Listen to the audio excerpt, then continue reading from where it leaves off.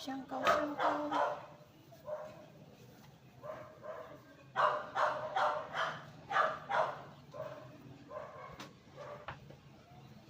Tupi tayo guys.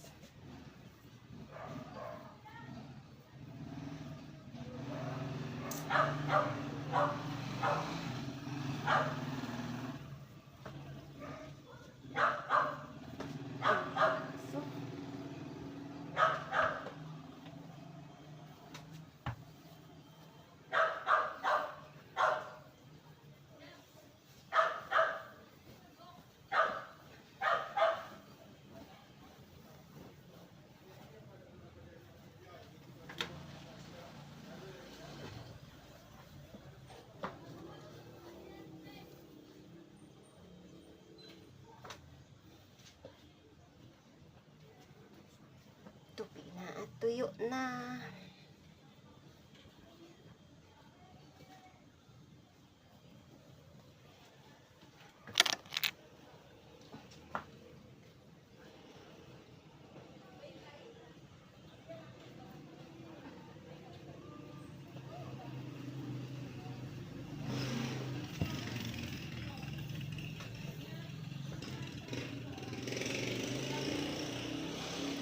Kakapal guys. Diyos ko po.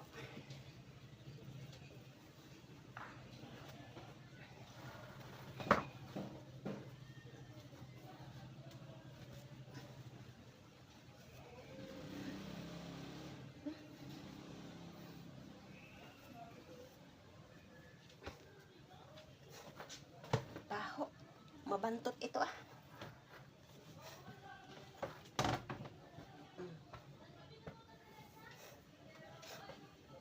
Mabantot. Ang nilabhan guys pag hindi naarawan tapos may downy. Mabantot. Mabantot ito. Ewan ko ba dyan kay madam.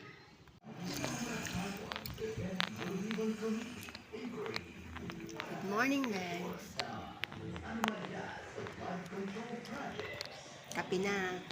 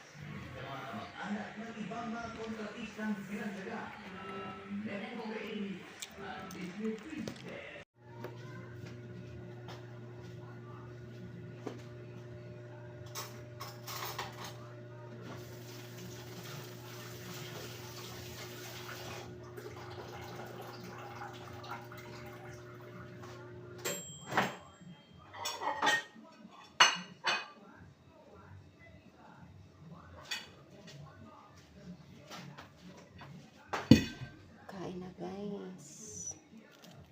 Ulam ko.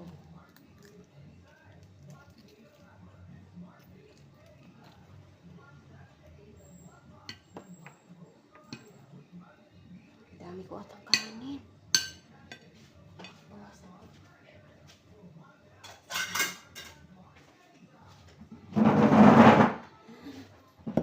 Parang bibitayin ako ah.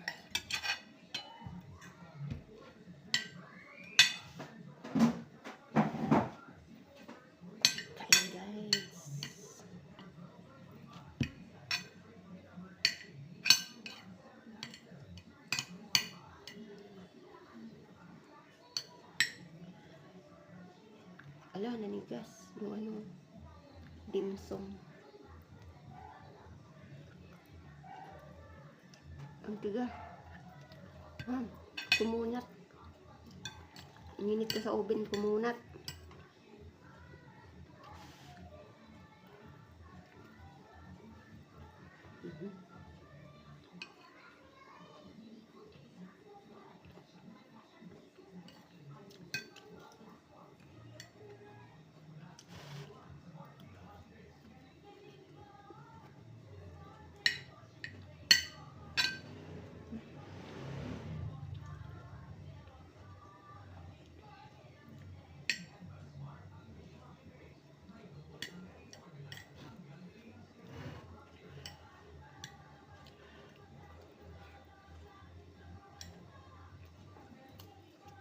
Hmm? Hmm. Dim sum.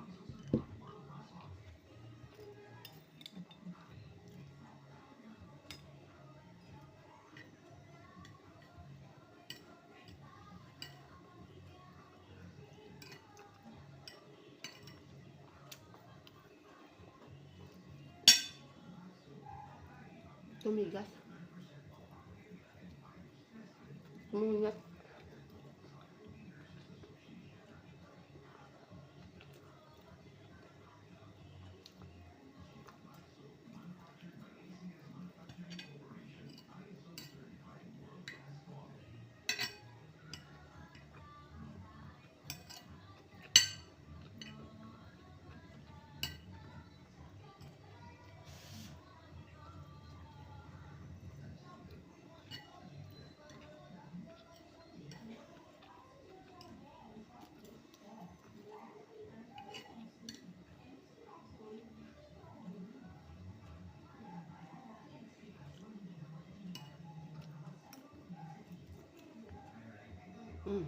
Pumula.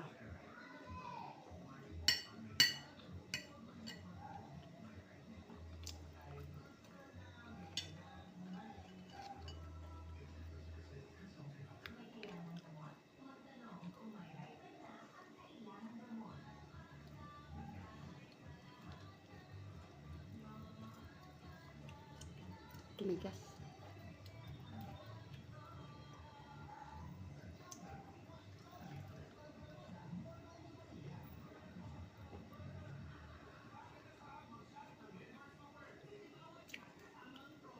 Tumigas yung balat. Ay, yung ano, wrapper.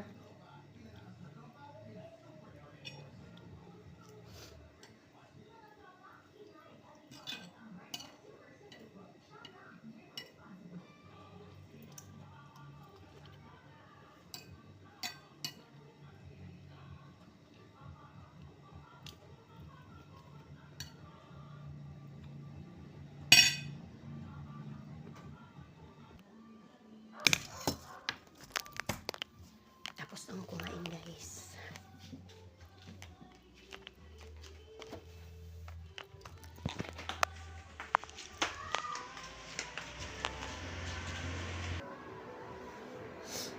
Tapos ang kumain, guys.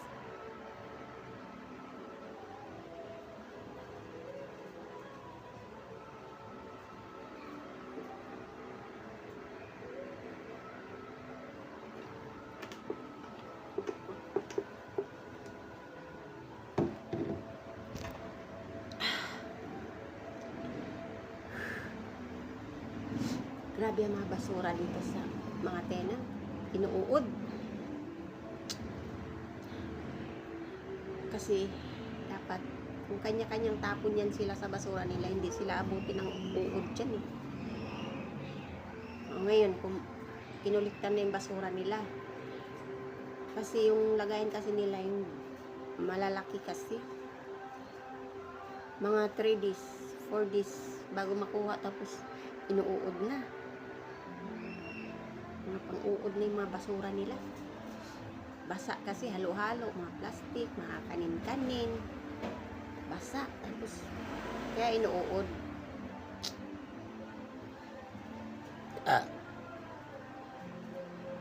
Dito naman sa likod, pusa, tayo ng pusa. Lagi na lang kami napupurwisi dyan sa pusa na yan. 2 babaeng inahin ang nanganganak lagi dyan sa likod.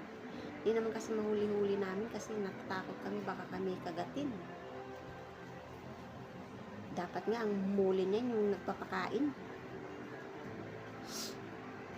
Wisit. Diyan naman sila sa baba nagluluto. Dapat pag naamoy na nila, damputin niya na yung tayo ng pusa niya. Siya nagpapakain yan eh. Wala eh. Napabayaan lang na kami lang din ang maglinis. Siniswerte siya. Kaya nga si madam hindi pumapayag na may mga pets, yung mga tenant kasi mabaho. Ewan ko ba dito? Sa likod. Grabe. Nagrereklamo na yung mga ka-tenant niya. Isasabi na kay madam. Hmm? Problema kami. Sarap lasunin, mga pusa. Ang kati ng tenga ko, tagal na nito. Hindi nawala yung kati guys. Tapos, yung kabila, ganun din. Susugat na lang to kakakulikot ko. Masarap pa naman kalikutin pagka ang kati, diba? Tapos, nilalagyan ko ng alcohol yung yung cotton buds. Ang sarap kalikutin. Ay, bakit na ganito itong tainga ko?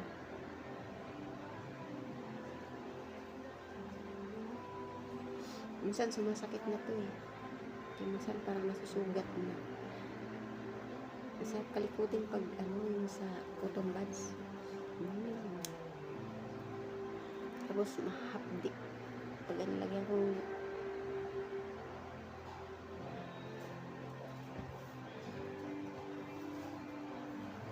nilagyan ko ng alcohol ang hapdi.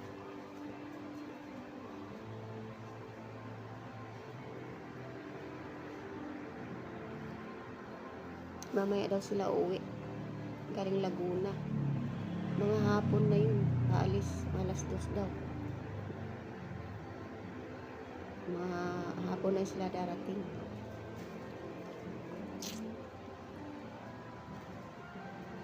Pero guys, bumi na ako. Marupok na yung mga ngipin ko.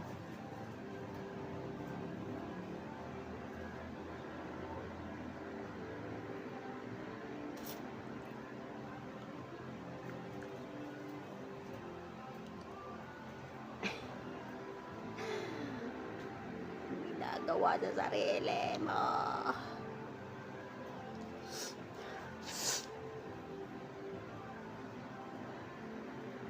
Ay, nako.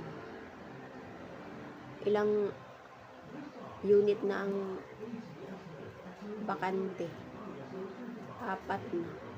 Isang panlalaking bed space.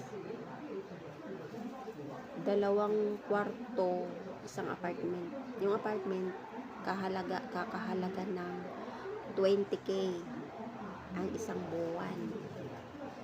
Tapos, isang 6,000, isang 4,000. Yung sa panlalaki na big space, 2,800 ang isa. Sa loob ng kwarto, 4 silang lalaki. 2,800. Kasama na yung tubig ilaw sa 2,800. Yung 4,000 sa isang kwarto, hindi pa kasama tubig at ilaw dyan. Saka yung 6K. Magkabukod yan. Pero may submeter naman yung kuryente. Yung 20K, matagal nang yan. Na bakante. Kasi pag may tumira dyan, 2 buwan lang, 1 buwan lang.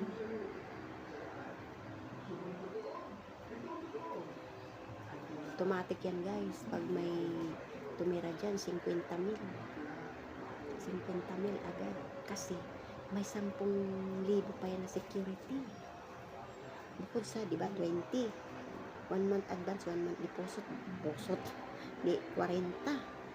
Plus 10,000 na security. Alam nyo guys, makwento ko lang. Dito kay madam. Dito lang sa paupahan niya. Ewan ko lang kung yung mga kalapit niya dito kung ganun din. Siya kasi, di ba, may upa na, 1 month advance, 1 month deposit. Okay na yun. Meron pa siyang security. 5K yan. Bawat kwarto. Pag kwarto ang kukunin mo, may 5K pa na security. Kasi daw, refundable naman yun. Pag umalis ka na, binabalik yun. Bawasan. Halimbawa, kung may hindi ka nabayaran na ilaw tubig, ibabawas yun doon. Magkano yung sukli, yun ang ibabalik niya. Kaya, kadalasan dito ang nag-a-apply, nagugulat pag sinabi namin may 5K pang babayaran kayo sa security. Sabi, ano yung security? Sa ano daw yun? Yun nga, yung sa ilaw tubig baka, pag hindi nyo daw bayad yun, dun ikakaltas. Ganun. Kaya, marami rin umaatras. Masakit sa bulsa nila. Lalo na yung mga estudyante. Tapos magkano lang ang kinikita. Umaatras sila. Kaya minsan matagal din nakukuha yung mga kwarto dito. Maraming paupahan to guys. Marami. Tinatansya ko na nga yung taong umuupas na nasa 80 plus katao. Kasi bawat kwarto, 2 tao yan.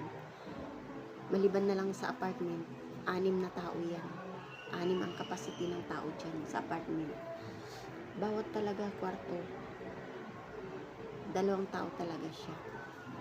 Maliban sa bed space, sa isang kwarto 4. Ilan dito ang panlalaki niya? 2 lalaki lang, di 8. Tapos sa babae naman, isa lang ang kwarto niya sa pambabae na bed space. 4 lang sila doon. 2-8 din yun. Kasama na ilaw tubig. Kaya ganun. Kaya tapos, nakakaiba nga dito guys. Diba? Paupahan siya. Kuha yan siya. Yun nga, kami ang tagalinis. Kami tagatapon ng basura. Pati mga basahan nila guys. Ultimo ilalagay sa mga pinto-pinto nila. Sagot pa ng amo namin mga basahan na yan. Kami pang kukuha niyan, kami pang maglalaban niyan, mga basahan. Kaya nakakainis. Ang ano kasi dito sa akin nung una, sabi ni Ate Inday, yung matagal na dito nakapitbahay ko doon. Ang pagkakuha niya sa akin, sabi sa akin, Jane, gusto mo bang pumasok trabaho? Mamili ka, sabi niya. Sa bahay ka lang ba o sa apartment? Tagalinis. Mukat-mukat mo pagdating ko dito guys. Yun na nga, nung marunong ako magluto, tapos nagustuhan ni madam, 8 lang ako dito nung unang pasok ko, 8,000 plus 1,000 na allowance, di 9,000 na. Di may isang buwan lang ako dito na ako lang mag-isa kasi si Ate Inday umuwi na yun. Kumbaga, kinuha niya ako kasi siya uuwi na. Nung umuwi siya, November, buwan ng December, mag-isa lang ako dito. Ayun, nung si madam, sabi niya sa akin, dagdagan ko na yung sahod mo, gawin ko ng 10. Ginawa niya ako 10,000 plus 1,000 na security. Bakit security? Allowance. Nabuang. Allowance. Di, naging 11 ako. 11 kaya ako ngayon dito. Tapos yun nga, kinuha ko yan sa Tiluri. Ako nagpapasok niyan kay Tiluri. May trabaho yan siya doon. 250 a day niya. Tagal niya daw doon. 5 years daw siya doon nagtsaga. Ayun, nagustuhan niya naman dito. 9,000 din yung sahod niya. Kaya yan ngayon. Tapos, yun nga, ako dito naging all around. Yung all around ako, tagaluto, linis dito sa bahay, linis pa ng apartment. Kaming dalawa ni Lori naglilinis apartment. May pahinga naman kami. 1 oras lang naman sa umaga ang linis namin sa mga apartment. 1 oras lang. 9, 10, uwi na kami. Tapos ako, kung may lulutuin dyan, magluluto ako niyan. Tapos yun, kaluto, kakain, alas 11, alas 12 kakain, alauna, alas 2. Pagka alas 2, gora na naman kami sa mga apartment, linis-linis na naman kami. Alas 2, pagka alas 3, basta 1 oras lang ang linis namin, uwi na kami. Tapos kung anong gagawin dyan, yun nga ang trabaho, yung dagdag pa itong mga labahin galing sa sa packing, sa hotel nila. Yun ang dagdag trabaho dito sa amin. Kasi kami ang taga-sampay. Pagkasampay mo, napakaraming mga bunda, mga kumot, mga bedsheet. Diyan kami nahihirapan. Tapos pagka yan, tupiin namin, ilalagay namin sa mga plastic, ibabalot. Lagyan pa namin mga plastic, mga ganito ba? Diba, meron akong mga video na mga ganito. Lagyan namin yan, mga titake pa namin yung mga kumot, tapos lalagay namin sa plastic, tapos kaya pa namin, pagdating ng labahin, akyat pa namin doon sa second floor ba, tulad niyan mamaya ang dami may mga naka-stock na doon na labahin guys, madagdagan na naman mamaya yan, kasi nadagdagan na ang apartment ni madam doon, may bagong building ginawa, 10 kwarto, yung pinakaluma niyang hotel, 8 lang ang kwarto. Nadagdagan ngayon. Kaya ganun. Kaya storytelling na ako guys, no? Mahaba na ito. 17 na ako. Kaya guys, bye na. Sa susunod naman, magkukwento ako. Bye na muna ngayon. Bye. Thanks for your watching guys. Bye-bye. God bless sa ating lahat guys. Bye-bye.